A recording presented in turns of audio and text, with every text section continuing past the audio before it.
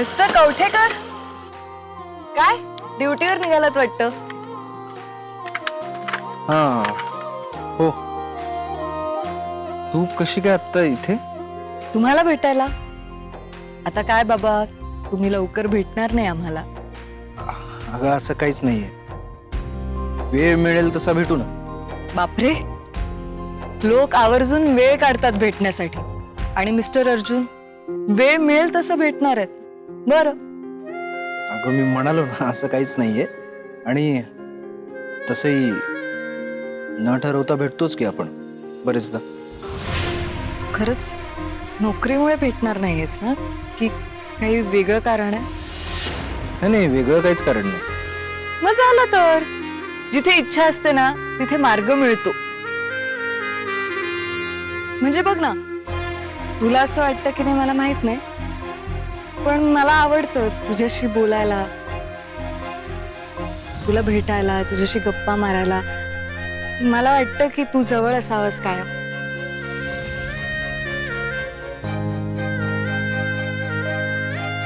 म्हणजे मित्र सोबत असले की कसं कम्फर्टेबल वाटतं, छान वाटतं.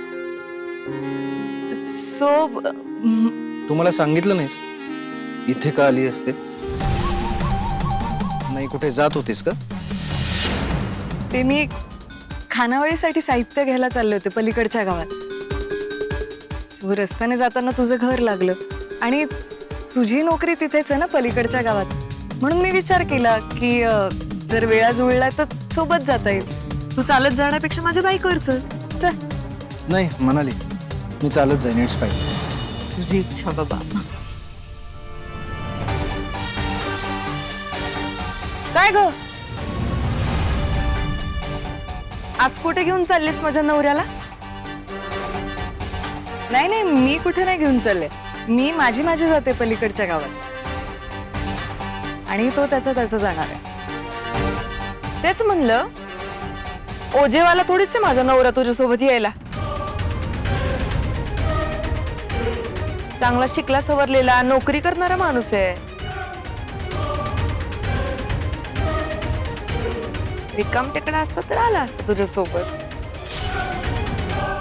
ताई तुम्ही असं का बोलताय? चुकलं का माझं काही? अर्जुन, अरे तू आणि ओझेवाला, हे बघ, माझ्यामुळे जर तुमच्या दोघांमध्ये भांडणं होत असतील ना तर मी खरंच जाते. अरे पण माझा असा काहीच हेतू नव्हता. खरंच सॉरी. मी इथे यायलाच नको होतं. मी इथे आलेले ताईंना नाही आवडले, मला कळतंय. मी येते, बाय. नाही थांब, मी येणार आहे ना तुझ्यासोबत. मी कोणासोबत जायचं आणि कोणासोबत नाही जायचं हे मी ठरवणार. कोणी सांगू नाही शकत मला.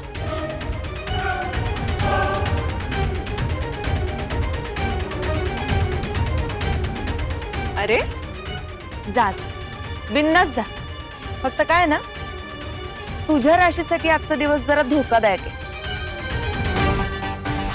नाही, आज पेपरात वाचलं, वृश्चिक राशीच्या लोकांनी आज दुचाकी प्रवास टाळावा असं म्हणलं होतं त्यात.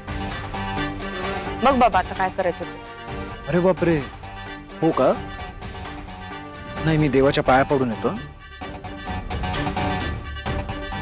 पाकिट घेऊन आलो.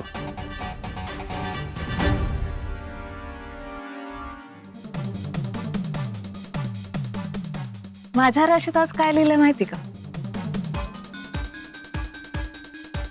आज पराक्रमाचा दिवस. आजची कुठलीही लढाई मी जिंकणार आहे.